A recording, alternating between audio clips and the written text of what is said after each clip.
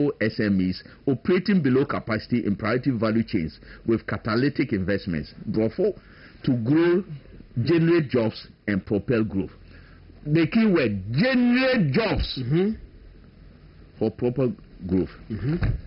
See, you know, many are paying John Dramani Mahama 24 December, the last rally. On the clock. Yes. On the clock, in a two hall. Who can I'm out for Nepal Bay to my discotheque. 24 hours. Ever winning back. 24 hours or say it's one job, 3 shifts, 3 people. It means that if there's one job, I will market, I'll come to them. If there's one job, Nepal 3 nebeyes are one job, no. Obi beba 8 hours anopa. Upon Nabakusu about 8 hours. Nabakusu about 8 hours to make 24 hours. And yes, I'm on promise here. Say, Okoya law. Law not to is that to coordinate 24-hour economy. Office no could for me and crowd doesn't work 24 hours. With 24-hour economy office no crowd doesn't work 24 hours. Say a better also will see 24-hour market, economic market. Ghana free. Yes, he can almost say common funds can and come the basic classroom blocks. Common funds can and come completely at the 111 hospital. Now, Mama say any important to him now, no, or DC markets. Oh, yeah, our district in the hospital, one first canon, common funds can in share, or the question market they will bring. And what will this market do, Peter? Messi come at higher evening time. Ewakra malata see any malata eben what horses here shelves be wo ha nipa shelves no empty ewiawo because we need sika kwa be di dwa ewo market or any shelves any store any bibia e allocate amano ewia keteke we need sika de be say ukosi market ewo me district ewo kra bush say 24-hour market. Maybe you have to send light to that place to operate your 24-hour economy. That's number one. Number two, Peter, how does that market provide 3 jobs, 3 shifts for the youth of this country? More lining more up to for them to vote for you to create jobs for them. It doesn't. How does it create the jobs? 3 shifts, how? And honestly, I will say, Messi, what's the market no na anopa amanfo akọ no mapon say so maybe Peter kan mame no mapon na say the okay no na ebinu ma ha kotena ho na amame okọ market anopa obopon 4 yes no I say no ma free in the shop the shelf no obi so abetena 4 akopuma nwumre yes maybe 11 and 10 no I say no ma akọ na another person abetena the same place you see how do so Nepal no for even the so-called state-owned enterprises and I say agencies no 24 hours no.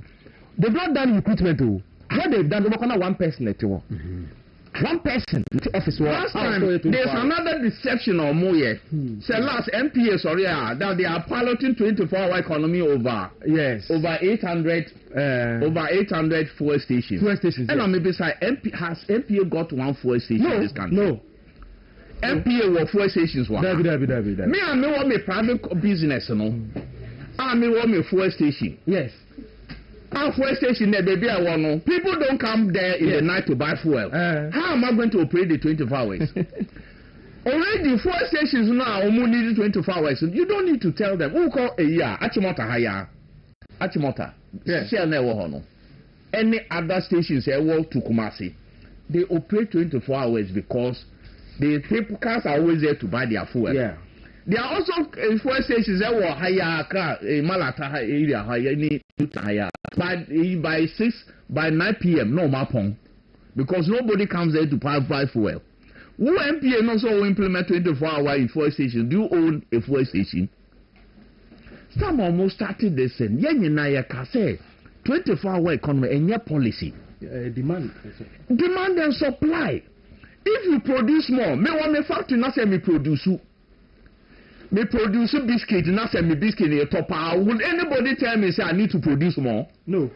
Will anybody tell me say I need to employ more people to produce? Taylor. Oh, so demand never. Taylor. We told them say it is a demand and supply thing. When you don't grow the economy, there will never be 24-hour economy. Why yes, sir? I said the Ghana for. Me see, Madame will be our MPP for Omejana. I say 24-hour economy, Charlie. NDC. Someone more research. Ghana for GD. Say ebe provided jobs for them. Jobs, no, I want him. This is a rhetorical question, maybe sir. Jobs, no, I want him. It's for only NDC to answer. Will security now also be providing your own manifesto to police the companies now on the 24-hour economy? Also, we need to recruit police and immigration, fire service in here. So how is it going to work? Electricity now also better so for factories to operate 24 hours. So who increase it? How is it going to implement it? Is it oh, let's say let me just 700. Is it 1,500? Let's say. I have said it on many platforms. 24%. Yes. I've said it on many platforms. A 24-hour eco promise was a scam. Yes, scam. Was NDC MP before Ghana for. In fact, NDC for 24-hour eco, you say scamming Ghana for, especially Ghanaian youth who are unemployed. Salad. And Melinama Menamano. Also, I just want to was to be beside us. I'm away. And I was really Munye. It went to me and you be. To say I'm one man, a large commercial bank. What the men of my brain is me now, and I may be now. Me now, phone before we catch me say, and yet I now come to touch and I'm no. I must be a day or two later. It is a done when you be a money help. And true to that, and the media in our being. And I'm the dear Pama Lumi. The part of the matter is. Me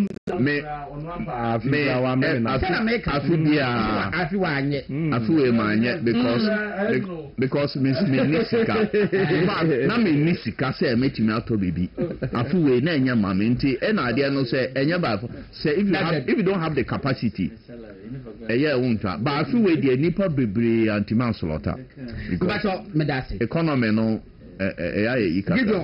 oh the way the IP address na me pay so me the before from the more 24-hour kakodi no kako market no but oboye no mame enye person Bahamadi no but more kakodi no why to rake in more money. Sir, so tell us about the 24-hour economy market. Honorable Chair, you realize that we are close to Mankesim, so we are trying to build a market, and you know Mankesim is known for kako market. So we want to develop that market so that we can attract people from Mankesim, because now Mankesim is choked. So we want to attract the SSs to Ekonfi. And that is 24-hour economy market. That's what we want to do. And you said you want to leverage on the 24-hour economy market. And I'm asking you, so is that your definition of the 24-hour market? No, I can refer you to the DC. You cannot do that to the DC. You cannot put the DC on the spot. You mentioned that you're trying to leverage on the 24-hour economy market, and I'm asking you, give us an example. Say, you see, we take this gathering very seriously.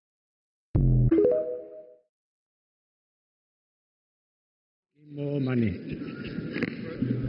Say, so tell us. And of course, our public accounts committee. I don't see a baby 24-hour economy. Market will hammer. I don't know what they and was Kaku. It is said no, President Hamad will catch effectively in the same. Ubakwaku every school will care university. Mechanical engineering. My emphasis is Kakuno Kakotono. Ebema 3 jobs for 3 jobs at the Kakuno. My emphasis is that is sad and by force. Now it's not like it is a decree. Now Bomiza Baba said at the same place. No, Peter, and you also Yanko. Kwame, Bra. Message will be last week. You buy and you become indum ne bank ya MPP time omo je ye hu sensem e ma me ka say me de me hu say a purely campaign promise and NDC fulfill but yen twema judges no appeals court judges no omo tena cases omo fo mo tetiri mu mra na ba ne kan a ye behu bebi free ni ntiase ani ayi nyina wo mu no unim say enra indum ye press conference but before that no dey kan on Facebook page akode da amanfo bi ase in fact other President John Dramani Mahama ase or say gratitude to His Excellency John Dramani Mahama for the promise he made as a presidential candidate to return banks collapsed unjustly and for creating an enabling and positive social and economic environment in the country. So, unquote. Court of Appeal, I say, and then yes, and then yeah, teacher, I see for and a Bɛkyerɛ, media, Okoda, President Mahama ase. Yate say, Bank of Ghana say Omuko Supreme Court. Indum say, Enra, ono de Ombeko Supreme Court, Omuko Supreme Court to Obe start bank no. Na minim say say court ma a year an order. Next say an appeal koswa bank na institution na also omo license no fa ma o utimi ko start bank minim. Ultimate. Well, I saw Obe start a mina there no pending even obi ko Supreme Court and go Supreme Court. I don't know. But you see, last year by Obe Kaya, we see a called detail kakra as to the entire bank in Igugu. But you see something interesting. When say Deputy Attorney General, Justice Simsai, on an indum lawyer, or the case in the court. And now we call Lusu High Court. But High Court no crampo no. High Court say the bank now only insolvent. No mean to mean try can no de customers. And also they try to knowledge opa gogo sisi a workers bebre ene nipa bebre a omudu omusika ko say ndum bank no mean to mean try. Lady be call Iska one of the banks Midland say it's also affected. Yes. Oh. Na ene lawyer now lead the indum they call High Court call Lucy and Abe Deputy Attorney General. I'm on Omako Appeals Court. Appeals Court strangely, apart from the presiding judge, two other judges are putting appeals court cases. Judges are President Mahama by or more promotion. Okay. Sir, okay, balancing the judiciary. Oh yes. In fact, no say MPP are packing the judiciary into a bar or balancing. We share NDC lawyers. Into a bar, quickly now appointed 7 Supreme Court justices. And my Supreme Court justices could do 19. ABC that. Even the so-called packing and President Kufado, the highest unyai at the time was 16. And now, yes, we are replacement. And now, President Mahama time, Oma could do 18. 19 months back, 18. Wasa 19 and 19 can solve the call. And if I know Yanko, I say if you are on replacement 19 and Oyeno Osa appointed 21 appeals court judges. Oyeno Osa appointed 37 high court judges. Animal farm judge in the count, he had retired as circuit court judge. Yeah.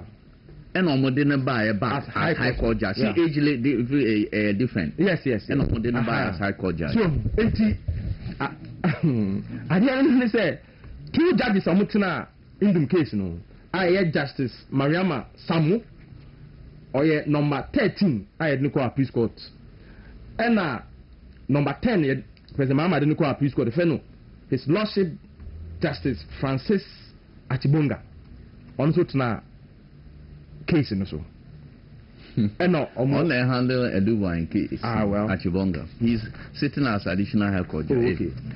Nana, and I will be doing Buami.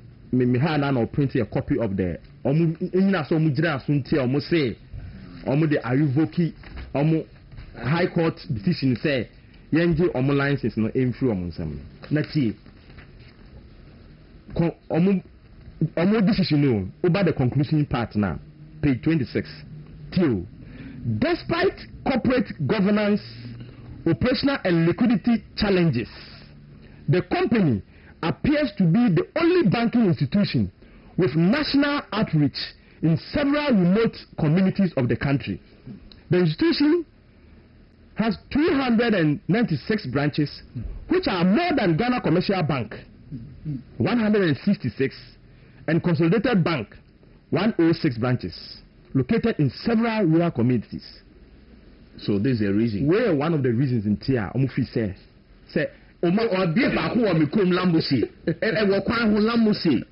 that is defunct. It's very a public good. Because we have branches in Tia. Also, we are this kind of animal. It isn't because any chronicles.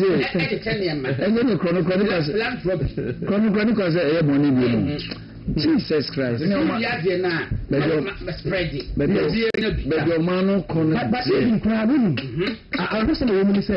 the so-called 296, it's a lie because at the time, bank almost a billion, 77, we are closing it down. And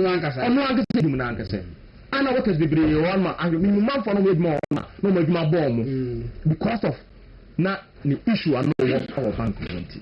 And so, and that.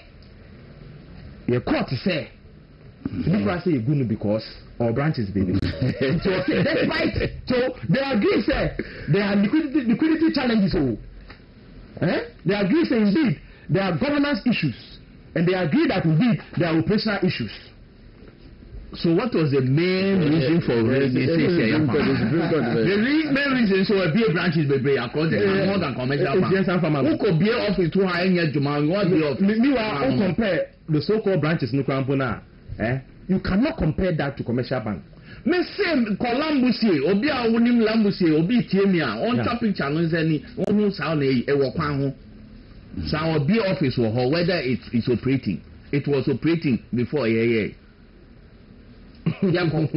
Now, over the Justice Noble Nkrumah, I don't know the arbiter, a concurring judgment.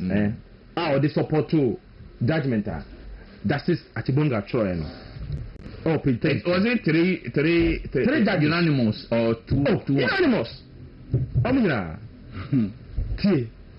Or say. When I try, who wrote the Achibonga and Justice Nkrumah Troy additional AEB. Justice Achibonga maybe ono de ne de ana waka na we am saka back we are original so the on say page 32 the appellant action in court below as dispute where the declaration of insolvency of the third respondent and reconciliation of debts, that is interim payment certificates, allegedly owed to the contractors who took loans from Gold Coast advisors. Allegedly.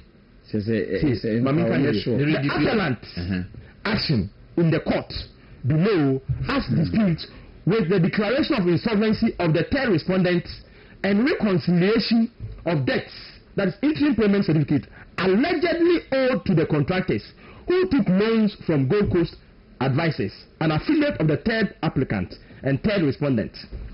The first respondent, in this case the regulator, ought to be showing the trial court how these disputes were resolved, and if not, why it has escalated to the revocation of the license of the third respondent when there was outstanding disputes. But there was this guy came up.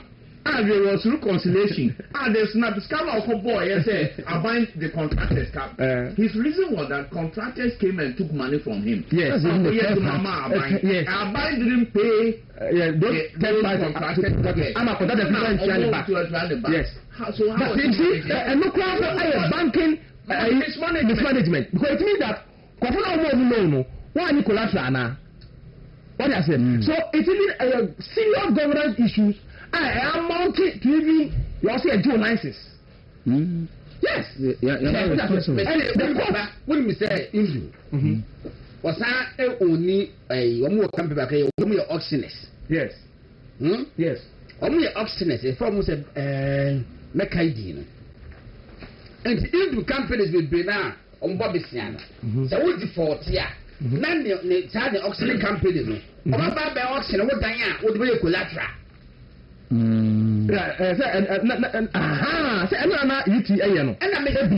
it's registered that auction company. Yes, you would be servicing your loan. Yeah. Or would they unleash them on you? Yes. No matter the auction or property or the collateral. Why is it that in these instances, we are not the end of man calls his uncle for the name? Yeah, the so-called conformment loan. And about you say, conform loan. Yes. No more agreement with government. The Baby, independent from Indumo. Government is not party to this. So how can you say it's a government, the third parties? Otua and Komusubetia. Who's the opening and Quasasempa? I don't want my say, can say, I came to Triana. Anything. Contractors liberty baby. Contractor Peter. Yes. Was so I a buying, or buying a pine, ama buying. Yeah. Now we hear 100 million Ghana cedis. And Wako Bank, I would do. Yeah. And Wako Jiska, I would do. And now, what the way Juma. What Bobby I would do. Yes, yes. Ukroma miho kwa jina dying asasi bila binya bisia wowa. Yes. Memeni aban. Mintimi mja usika ma. Ena wone awudu bank monya ntokwa. Asenko court wa adena ban fremu. Adena court fremu. Because ukoba bisa no miminimu wofi. Man, I talk about business. Yeah. So, we'll tell you what I catch up with a will tell you my name. Yeah. I was very before. Of course. But who per se at the food painting and I will also call business with baby. A child then now I would do Uncle Tom with Japadi, Elfram Jacka. Yes, because we could say our collateral between our. And then I won't go to a young go to Japadi. Now, Obaka said me and me can't. I have to suffer. Yes. But that no crop problem said, okay. Manfa Ainama, the court of proceed Aina, the Bank of Ghana, Truth Davis filed as part of written Aina say a kana in class the so-called contractors in the Ukraine. And so a kana a downer also or the insolvency no. A kana or say abandon and so it's a training in arm contractors in arm in Dumkra. In two kind. Me document na am say prof amane e won ho na in da egitum say okoji sika from foreign partners e dey abehye ne bank nim na what I say and it doesn't even and for me the court didn't even only also allegedly or only even sure of how much or no evidence was provided to say how much government owes Indum. No, not even Indum because third party. Yes. Or say you see the word allegedly. Yes. Court of appeal. And Ghana making the decision based on allegation, on proven allegation, unsubstantiated. I made a report to you. Oh yeah, and no, you're down for the mommy. Overforce. And I don't know. Soft copy. Oh, me or soft copy. I'm messing him. Show him, baby. I was scandalized. The final point. Page 25. When Omo through judgment na no more recommendation. They announced a bank no or send ko oye. And I said they also oye. Na 1, 2, 3, 4 pe. Kwa me misrawo.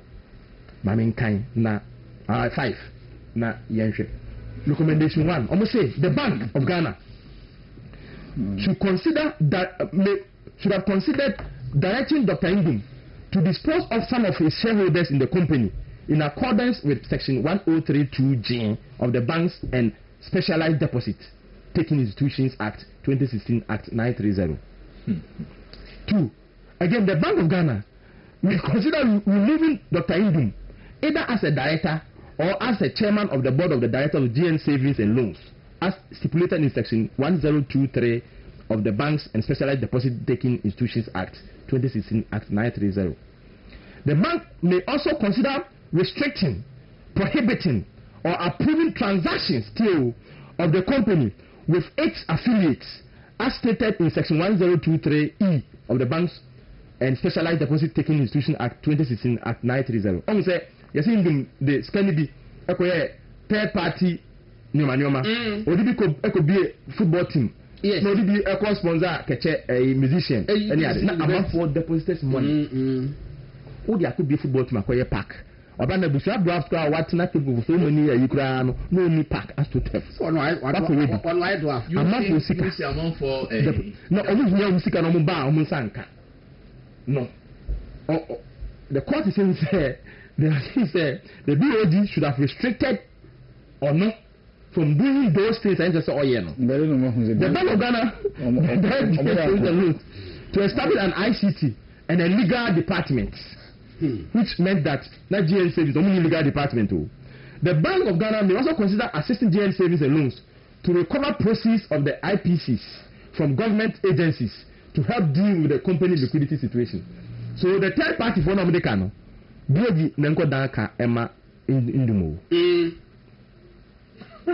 Third parties now, only in the market transfer agreement, Aquacoji loan. This country. Ama omono this kind of mom omobeji loan some the collateral buy and indimo say omo ntua obetuma akwaji no ba Ghana na nko boa omo no musa nko this can Peter before if Bank of Ghana doesn't strongly appeal this if they don't go to Supreme Court to challenge they have if they don't forcefully late make us say connivance at the court of appeal yes and the cry say Attorney General yes any governor Bank of Ghana oma anfale eyi bibia wo check it Mate say oma anfale defense bia yes that's strange oma anfale defense bia but on strange the lawyer now only the Indum and they call high court no and now a deputy AG. Is there evidence to that Oh, they said well me can me almost statement almost file from the ruling the lawyer not representing Indum oh yes there's evidence and that's the last week me kind of justice same side there's evidence me am marry ruling or graphic online me am marry my kind of you see but say the make no MPP na kupon enhu Akufo-Addo mobo na ye mom pa ma president Akufo-Addo next time MPP ba last week me kan ka me hinte problem abali bebo agu ono enhu hia se obe solve problem na obe how hu so kwa solve because fa so dey any so unu se mbe ka say na some of the financial houses ni be on ma financial sector na agu atakra in fact me were a list of 39 micro credit companies and this will go ya some micro credit no emi mako 10 na a good micro credit insolvent and cease operations for years and so President Akufo-Addo here say ye tia depositors money no or say wa na u say we on micro credit bi say boa for ye na CFI money lending CFI money First Assurance Money Global Point Intelligent Money Lending Company CAN Money Lending PD Pack RPIC Money Lending Services Limited and TCP Money Lending Services biano Akufo-Addo tia wa usika ko share wa share biano o tia omo sa deposit money ne ma omo I didn't know Akufo-Addo yes sir that is in addition to insolvent and seized microfinance. We know only a microcredit. And no, it's our microfinance. The microfinance in there, no more 155. Now a good Our my operations da. And so President Akufo-Addo ko share omo ko yede e ko tua omo ka. And when say kakere kai about 10 million or so. President Mama yes say oba obetua mu nyinaka within 1 year. President Mama or say we will pay depositors money locked up if voted into power within 1 year into office. To the sense Sami can feed the men's gold. Yes, customers crack home. Okay. So bia. Yeah, also President Mama say I wait for many who have lost their jobs, men who have lost their businesses, and the men who have lost their money. I pledge to your President I pledge on behalf of the NDC that we shall pay within 1 year all who have funds locked up in the collapsed financial institutions. Within 1 year, I promise, we shall not put up any long-term payment plans that will further worsen the living conditions of the victims. Unquote. Or say, they will not. You say, on the plan, payment plan. Now, I say, on pattern by 1 year in term. And now, 17 months. 17 months. The finance minister, 12 months. The exchequer, any investments at Kokasa last week, or say, we don't have money to pay depositors funds. Almost they don't. 10 million and have agreement. Apart from have agreement with the private business. Money, I will discuss. And to all this question financial institutions, or say, why do you go and give your money to financial institutions or machine scanner? Now, person buy them in coach. In fact, on also disagree. What a shame and a disappointment. Kwame, you share how the Supreme Court will rule in Indum case, no? But already, you know. Send the tanke President Mahama idea. Any Otunfo. Because I dare know because we are appointing the public to Supreme Court. Yeah. Oh yes. Now already from Court of Appeal. And almost settings. Almost sittings. So I told my so they make sure so my do make for no. Yes. Do do na na be empa no. 1 minute. Yeah. I can't 2 minutes. 1 minute. And then Supreme Court is my mentor prepare asoma okay. 1 minute. I mean Bank of Ghana, yeah, omo mrebi o ha e ja CFN car, minimum car. That's capital adequacy ratio. Yeah, capital adequacy ratio bank biano. And as savings and loan, with total capital or divided by risk-weighted asset, multiplied by 100%. That is a nona say Sabi Usika Kradawa, Ubet Media bought customer is mobile. Intuition Bank Biana, minimum capital adequacy ratio today, commercial bank at 13%. And a savings and loan at 10%. Now, we savings and loan will this at 10%. And the exchange say, Akwesisi kada, Edaho, Amasi kadaho, Akushesi kadaho. They know my 10%. And the exchange and say, as a member of the Nema owning, I should hold about 10% in liquid. Yeah, the change and say, Akwesi betting your babies, Kakwesi kadawa, we calculation. Liquid man, I know what they told him. I will bang on our BOG. So there be a more. Sika BOG. Ya ne ka ho. And o ma so will be o ma so e. Enti o mo ye monitoring. To ye monitoring no de ka ho na o measure o mu ni mu total capital. O mu ni mu total asset. Enti that capital divided by the risk weighted asset no. Near the multiply by 100 they say any tenor, unu 10%. They say we as a 1 year minimum capital adequacy ratio. That savings and loan no. Parkwesing them the GN savings and loan. They were negative. And there I say, as a winner 10 no. It is a Amamano, a clear, say, as a general lances. Now, lances going to move with Yano Majo. Almost about 7 months, on piece can win for me. I know what was even given to him. I know what G. And first, no, not the 100 million Ghana cities and a bank capital, total capital is 100 million. And now, Tamma, you call, I mean, banking sector and Kaya collapse, April 2015, I call an IMF. And no more can say, your banking sector and your financial system, and yet, until almost Modern. 80 November. December 2016, and the latest and the newest banking act, they now almost on 2016. About you, now no one can say they then tidy up a financial system. And in fact, so President Mahama and winning ya, Sadi will not come obey.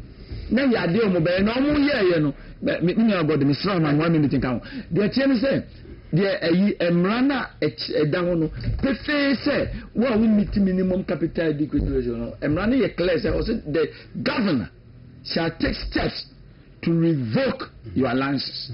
And to start steps, Dino Moko and Oman Jino immediately. They took a number of steps. Say a bebo now day, what Timmy and ya liquidity challenges now, no when you're liquid. Over 7 months, you never got it. And sign a day, Omoja, Emano Mufazo. Now, some way, a Parliament Act of Parliament, a Ghana Mra. Ghana Mra now to say, obi wia body a yemfa no concept wom obi kuru pa yemfa no concept wom ti say omo the license na man dey a they should immediately go to adisaba mo nyi omo ho ni nyina mfiri obi na yehu say yemfa no anya adwuma ya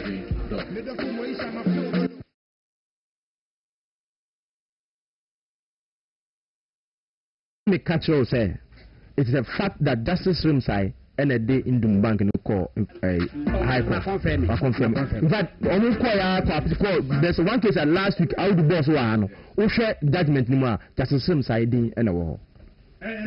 Yeah. It's a movement stronger than appetite.